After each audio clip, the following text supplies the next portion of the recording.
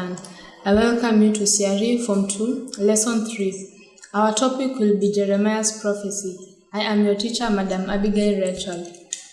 Before I begin my lesson today, I will preview what we learned in the last lesson. We learned about Isaiah's prophecy and Jeremiah's prophecy. Before that, in the first lesson, we looked at who is a prophet and who is a Messiah. Today, I look at Prophet Jeremiah.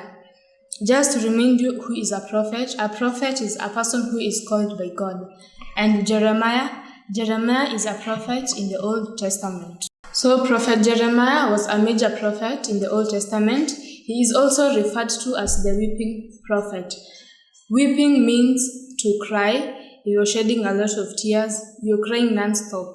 So Jeremiah also wrote the book of Lamentation. The book of Lamentation is found in the Old Testament. And Jeremiah lamented about the sins that the people of Israel were doing, which was affecting him, that was also affecting God. So the sins that Jeremiah was lamenting about include fornication, adultery, idol worshipping, taking things from people forcefully. These are just the major things. I urge you to go and read the book of Jeremiah so that you can find out more on what Jeremiah was lamenting about. Heading on to the prophecies. So Jeremiah's prophecies, it is found in the book of Jeremiah chapter 23 verse 5 to 6. And Jeremiah was told by God that he would raise David into a righteous branch who will, number one, be chosen as king, a righteous descendant of David.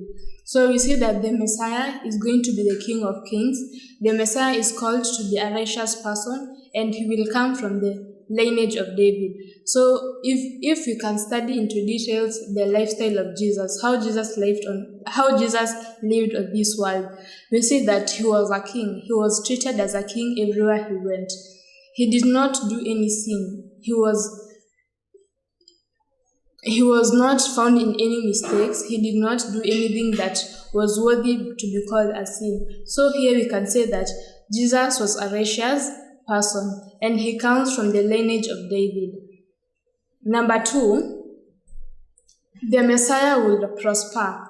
We can say that everything that the Messiah did, he did it and he succeeded. For example, what was his mission on earth when he came to earth? We see that through the Messiah, we as human beings, we get saved, we get born again. So one of the missions of the Messiah to come to earth was to restore us from wickedness so that we can get born again and go to heaven. That is through the plan of salvation. We see that Jesus succeeded in his mission that he was sent to do on earth by God. Number two, we can also say that Jesus prospered during his acts of faith.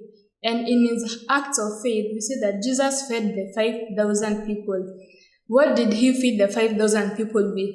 He fed them with a loaf of bread and 2 fish. So Jesus took the 2 fish and the loaf of bread from a young boy who was passing by, and he prayed to God that the fish can multiply so that he can feed the people. And indeed, this happened. The fish multiplied, and the 5,000 people ate, and it remained 12 baskets. Isn't this not what we call prosperity? So we can say that the Messiah prospered. Another example that we can say the Messiah prospered is when he healed the woman who was bleeding, who had been bleeding for the rest of her life. She was given birth to and she was bleeding. So the woman touched the cloth of Jesus, and all of a sudden she got healed. So we can say that Jesus prospered in everything that he did. Number three, in the prophecies of Jeremiah, we see that the Messiah will rule wisely, do what is right and just in this world. This comes by when we talk about being wise. What is being wise? Being wise is the ability is a person who's clever, a person who is doing things in the rightful way, that person is just clever. They just know what to do. So he also did things in the rightful way. For example,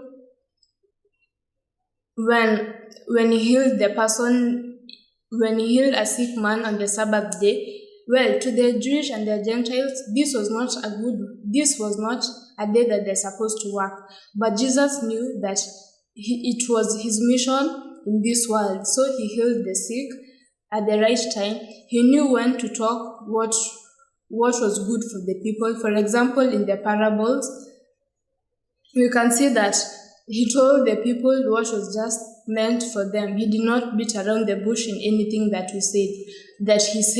You see that also Jesus lived a just life in this world.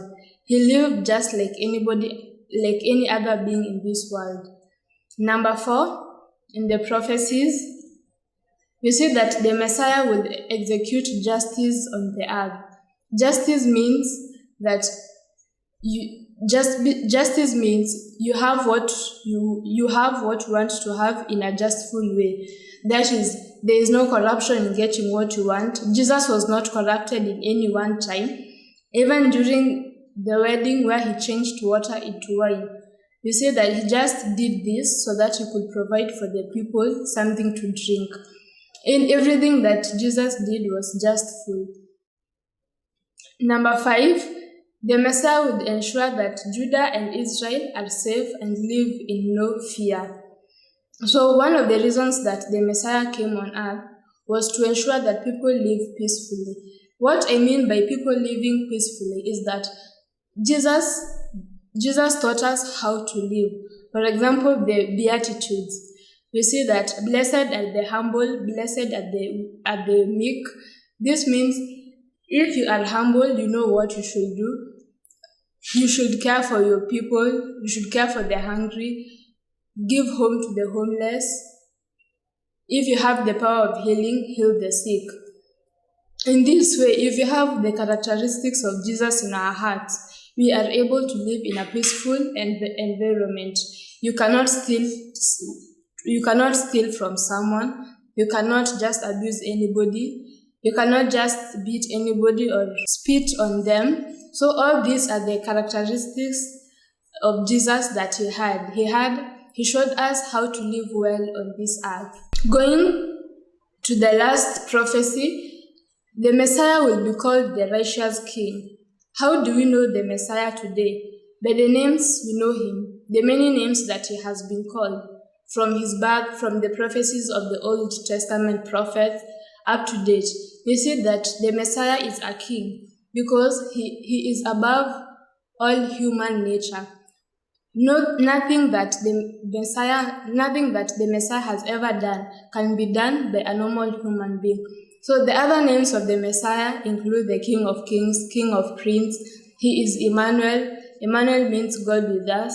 You see that he is the righteous King. He is called King by everybody because he rules over this world.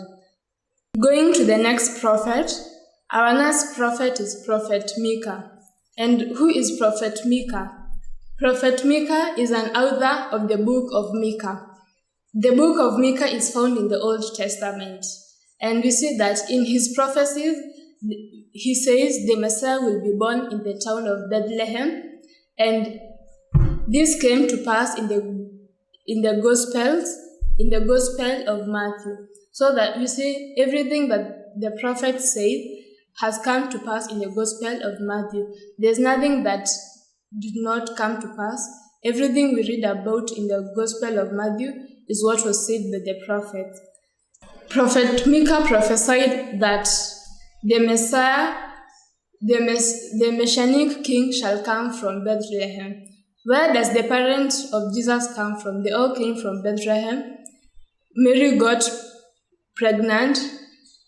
She was a virgin. And you see that Jesus is born in Bethlehem. So here is the origin of Jesus. He comes from the city of Bethlehem. Number 2, Micah was told by God that he shall lead with authority. So the Messiah leads by authority. Everything that the Messiah did, you see that he commands authority in everything we do. The Bible says that whatever you cast in his name, it shall come to pass. This phrase, his name refers to the name of the Messiah. So here we can totally say that the Messiah leads by authority.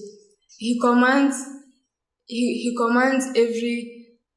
everything that we have on earth. Everything that comes into nature. When we are sick, we can say that the Messiah will heal us. This is because he's the one who has authority to heal us. In the third prophecy, we say that the Messiah will bring peace. That is another mission of the Messiah, to bring peace to this world. So through us inheriting the characteristics of Jesus, the way he lived, the way he carried himself on earth, we are able to know how to live in a peaceful way. Do not sin. Help the people. If you have something, help the needy person. Be a caring person. Follow instructions. This is what exactly how Jesus lived on earth. So if everybody borrow the same traits from Jesus, we can say that we will live peacefully. We cannot fight each other. We cannot plan evil for each other. We cannot maybe go to a witch doctor so that somebody else can be bewitched. These are the good traits that we borrowed from Jesus. The next and the last prophecy is the Psalmist Prophecy. So the word Psalmist is from the book of Psalms. So the book of Psalms is found in the Old Testament, and David is the person who wrote the book of Psalms. And what is contained in this book of Psalms is the many songs of David, a prayer for protection, thanksgiving prayer. Basically, this is what is in the book of Psalms. And one of the common verses or chapters that we know in the book of Psalms is Psalms chapter 23. If you don't know this, just make a point of going to a Bible and cram this. This is it's very, very common, all the way from nursery up to when you're old. Even old people know this verse. Psalms chapter 23, verse 1. So the Psalmist prophecy is found in the book of Psalms chapter 41, verse 9. It is also in the chapter Psalms chapter 110, verse 1 to 2. And you see that the Lord spoke to David about the coming of the Messiah. And he told David that the Messiah will be betrayed by a close friend. What is betrayal? Betrayal is something being done against your back, maybe by a close friend, by a relative, by your sister, by your brother, by your workmate. Anybody can betray you. So Jesus was betrayed by Judas and Peter. We see that Peter denied Jesus 3 times. When the soldiers were asking Peter, "Are you with this man?" Peter said, "No, that he even does not know him." This is betrayal. Judas also agreed to be given some coins so that he could tell the soldiers where Jesus was. And after Judas agreed this, we see that the soldiers went straight to where Jesus was, took him by force, they started to beat him, and this is the beginning point of his death. The second prophecy is that the Messiah will be referred to as the Lord. So we see that even up to date, we refer to the Messiah as the Lord of Lords. He is the Lord of Abraham, Isaac, and Jacob. He is given this title. The third prophecy, the Messiah shall rule, reign in the midst of the enemies. What do you say today? If somebody has done something bad to you, you say that it's okay. Mungu atalipisha tu. What does that mean? That he still reigns even up to date. From one generation to another, people keep on saying that God is there to judge for me. God is there to see me through. So this means that he still reigns in our society everywhere we go. We have come to the end of our lesson. When I was beginning, I have given you some assignment. Number 1, is to know what the book of Psalms chapter 23 says. This should be your everyday slogan when you wake up in the morning. Just memorize the book of Psalms chapter 23. Our assignment will be to describe Jeremiah's prophecy. Tell me, who is Prophet Jeremiah? In which context did he prophesy about the coming of the Messiah? What did he say about the coming of the Messiah? Also, tell me about Micah's prophecy. What did he say about the coming of the Messiah? Number 3, the Psalmist prophecy. Tell me what all these prophets said about the coming of the Messiah. Have these prophecies been fulfilled? If yes, tell me how they have been fulfilled. And the last assignment that you should know is the disciples of Jesus. Who are the 12 disciples of Jesus? You should know this on your fingertips. If you have any questions, answers, or feedback, please SMS us on 4007. You can tweet us on elimutv_ke. Go to our Facebook page and like the page. That is Elimu TV. Thank you for choosing to learn with Elimu.